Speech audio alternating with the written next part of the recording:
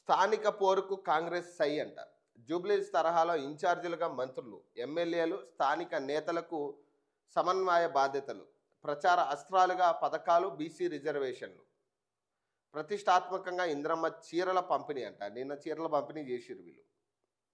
So ఇక్కడ జూబ్లీస్ విషయానికి వచ్చేసరికి ఇన్ఛార్జీలుగా మంత్రులు వేసిరు, అవన్నీ ఓకే.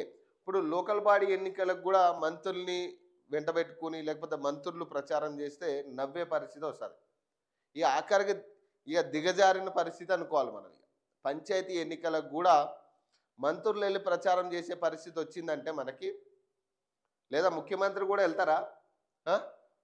జూబ్లీహిల్స్లో ముఖ్యమంత్రి వచ్చి ప్రచారం చేసినట్టు ఒక వారం రోజులు, మరి అక్కడ కూడా స్థానిక సంస్థ ఎన్నికల్లో అన్ని జిల్లాలకు సంబంధించిన పంచాయతీ, గ్రామ పంచాయతీ పంచాయతీల్లో ప్రచారం చేస్తారా ముఖ్యమంత్రి కూడా? మరి అసలు మంత్రులు ప్రచారం చేయడం అనేది ఇది ఇప్పుడు ఇక్కడ జూబ్లీహిల్స్ ఉప ఎన్నిక, జూబ్లీహిల్స్ అనేది హైదరాబాద్ నడుము ఉంది కాబట్టి ఈ ఉప ఎన్నిక చాలా కీలకం కాబట్టి సో ఇక్కడ ప్రచారం చేసుకున్నారంటే ఒక అర్థం ఉంది.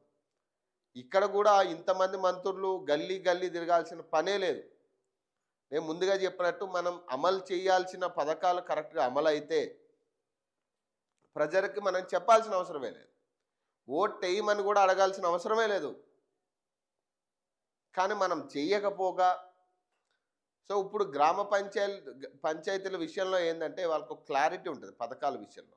ఇప్పుడు సిటీలో కొన్ని పథకాలు ఎవరు పట్టించుకునే పరిస్థితి ఉండకపోయినా గ్రామ పంచాయతీల్లో రైతులు, మహిళలు, సో కూలీలు ఎవరైతే ఉన్నారో కూలీల పరిస్థితి, సో ఇవన్నీ కూడా పరిగణలోకి వస్తాయి. ఇప్పుడు లోకల్ బాడీ ఎన్నికల విషయంలో, అందులో ప్రధానంగా గ్రామ పంచాయతీ ఎన్నికల్లో. సో ఈ పరిస్థితుల్లో ఖచ్చితంగా గ్రామ పంచాయతీ ఎన్నికలు డిసైడ్ చేస్తే అసలు ఒరిజినల్గా ప్రజల మైండ్ సెట్ ఎట్లా ఉంది. ఇక్కడ కూడా కాంగ్రెస్కి వచ్చిందంటే ఇక ఎవరు ఏం చేయలేం. ఇప్పుడు ఇంత నెగిటివిటీ మధ్యలో జూబ్లీహిల్స్ ఉప ఎన్నికల్లో కాంగ్రెస్కి పట్టం కట్టారు. సో అక్కడ ఎలక్షన్ సజావుగా జరిగిందా లేదా అనేది దానికి సంబంధించి మనం గతంలో కూడా మనం మాట్లాడుకున్నాం. సజావుగా ఇక్కడ ఎన్నికలు జరగలేదు అనేది, జెన్యున్గా జరగలేదు ఎన్నికలు అనేది. సో ఇప్పుడు కూడా ఈ లోకల్ బాడీ ఎన్నికల విషయానికి వచ్చేసరికి, అది కూడా గ్రామ పంచాయతీ ఎన్నికల విషయానికి వచ్చేసరికి ప్రజలు ఎట్లాంటి తీర్పు ఇవ్వబోతున్నారు అనేది చాలా కీలకంగా మారింది ఇప్పుడు. ఎందుకంటే గ్రామాల్లో జరుగుతున్న ఎన్నిక అసలు గ్రామ స్థాయిలో ఏ పార్టీకి పట్టుంది అనేది ఇక్కడ తేలబోతా ఉంది. ఇప్పుడు బీఆర్ఎస్కా లేకపోతే కాంగ్రెస్కా లేదా బీజేపీకి వేస్తారా అనేది ఇక్కడ చూడాలి. మరి బీజేపీ గ్రామ స్థాయిలో గ్రామ పంచాయతీ సర్పంచులు నిలబెట్టే పరిస్థితిలో ఉన్నట్టుగా అయితే మాకు కనపడట్లేదు. బీజేపీ వాళ్ళకి జిహెచ్ఎంసీ కార్పొరేటర్ల లిస్టే లేదు ఇప్పుడు ప్రస్తుతానికి.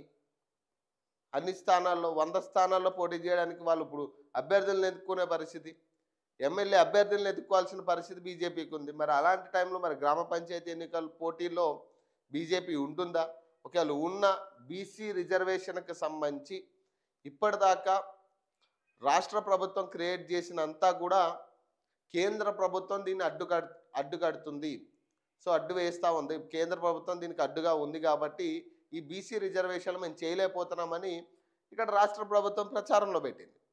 సో ఈ నేపథ్యంలో బీసీలందరూ కూడా కొంత ఆగ్రహంగా ఉన్నారు బీజేపీ మీద. సో ఇప్పుడు బీజేపీ కనుక పోటీ చేస్తే మరి బీజేపీ కోటేసే పరిస్థితి ఉంటుందా లేదా అనేది చూడాలి.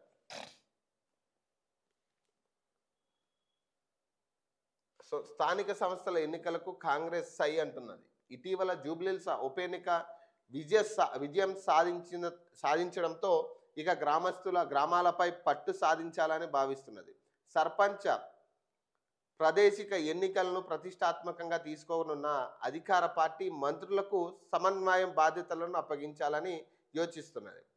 జూబ్లీహిల్స్ ఎన్నికలో మొదట్లో బీఆర్ఎస్ పైచేయిగా ఉండగా ఆ తర్వాత కాంగ్రెస్ అనుసరించిన రాజకీయ వ్యూహాలు, పోల్ మేనేజ్మెంట్తో 24,000కు పైగా ఓట్ల మెజారిటీతో విజయం సాధించింది. ఇక్కడ అనుసరించిన ప్రణాళికలను వచ్చే ఎన్నికల్లోనూ అనుసరించేందుకు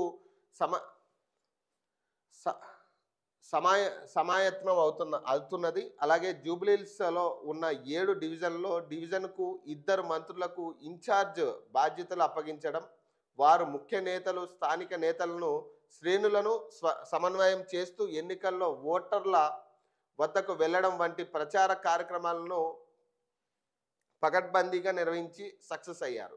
అదే స్థాయిలో మంత్రులు, జిల్లా డీసీసీ నూతన అధ్యక్షులతో ఎన్నికల కార్యక్రమాన్ని చేపట్టనున్నట్లు పార్టీ వర్గాలు తెలిపాయి.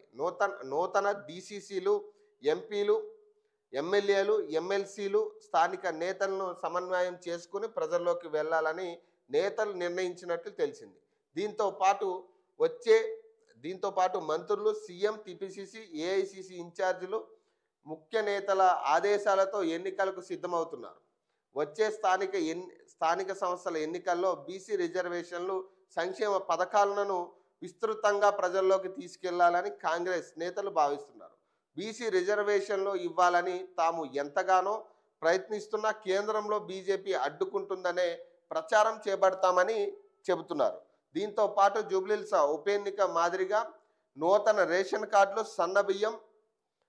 సన్నబియ్యం పంపిణీ, ఇందిరమ్మ ఇల్లు, రైతు బంధు, రైతు రుణమాఫీ, భూభారతి చట్టం, మహిళలకు ఉచిత రవాణా, 500కే గ్యాస్ సిలిండర్, 200 యూనిట్ల వరకు ఉచిత విద్యుత్ వంటి సంక్షేమ పథకాలను ప్రజల్లోకి తీసుకెళ్లాలని కాంగ్రెస్ పార్టీ భావిస్తుంది. సో ఇక్కడ విషయం ఏంటంటే, జూబ్లీహిల్స్ మాదిరిగా మేము కొత్త రేషన్ కార్డులు ఇవ్వడం, జూబ్లీహిల్స్ మాదిరిగా సన్నబియ్యం పంపిణీ చేయడం, జూబ్లీహిల్స్ మాదిరిగా ఇందిరమ్మ ఇల్లు ఇస్తామనేది జూబ్లీహిల్స్లో ఇస్తానని చెప్పిర్రు అంతే, ఇవ్వలే. ఇంకా కేవలం ఆ రేషన్ కార్డులు ఒకటే పంపిణీ జరిగినట్టుంది. ఇస్తానన్నారు అంతే, హామీ ఇచ్చిర్రు, అది నెరవేరలే ఇంకా. ఇది గుర్తుపెట్టుకోవాలి. ఇప్పుడు 500కే సిలిండర్ అంటే ఎవరికి 500కి సిలిండర్? గ్రామాల్లో 500కి సిలిండర్ వస్తుందా? ఇప్పుడు కొత్తగా ఇస్తామని చెప్పడం కాదు, ఇచ్చామా, ఇది మనం టారిఫ్ చేసుకోవాలి. ఇప్పుడు ఆల్రెడీ 2 సంవత్సరాలు అవుతా ఉంది ప్రభుత్వం వచ్చి, మరి 500కి సిలిండర్ ఇచ్చిర్రా? 200 ఉచిత కరెంట్ ఎవరికి వస్తూ ఉంది? ఎంతమందికి వస్తూ ఉంది? సో ఇవన్నీ కూడా టారిఫ్ అవుతాయి ఇందులో. సో ఏదైతే భూభారతి విషయంలో అందరూ కోపంగా ఉన్నారు. భూమి అమ్మాలన్నా కొనాలన్నా అదొక చట్టం. ఇక గతంలో ధరణి చట్టాన్ని మేము రూపుమాపుతాం, దాన్ని తీసేస్తాం, ఇక భూభారతి చట్టం అనేది ఒకటి తీసుకొస్తామన్నారు. ఆ భూభారతి చట్టం కూడా ఇంచుమించు అంతే ఉంది. ఎవరికి దానివల్ల ఉపయోగం కలగట్లే. రిజిస్ట్రేషన్ రేట్లు పెరిగినాయి. ఇప్పుడు కనీసం రిజిస్ట్రేషన్ చేసుకోవాలంటే కూడా కొనేవాడికి అదొక పెద్ద భారంగా ఉంది. ఇప్పుడు రైతు రుణమాఫీ విషయంలో చేశాం అంటున్నారు. ఇప్పుడు ఎంతవరకు చేసిరు? మనం అదే ₹1,00,000 రుణమాఫీ చేశాం. ఎంతమందికి చేసాం ఆ రుణమాఫీ?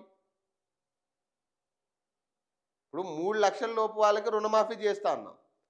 ఆ 3 లక్షలు పోయే ఇప్పుడు లక్ష వరకు రుణమాఫీ అయ్యింది. అది కూడా కొంతమందికి.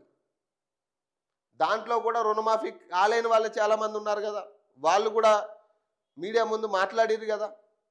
అప్పుడు మేము అరే లేదు, కొంత అవకతవకలు జరిగినాయి, లేదా కొన్ని ఆధార్ కార్డు విషయంలో కొంత అవకతవకలు జరుగుండొచ్చు, దాన్ని రెక్టిఫై చేస్తామన్నారు. చేసిరా?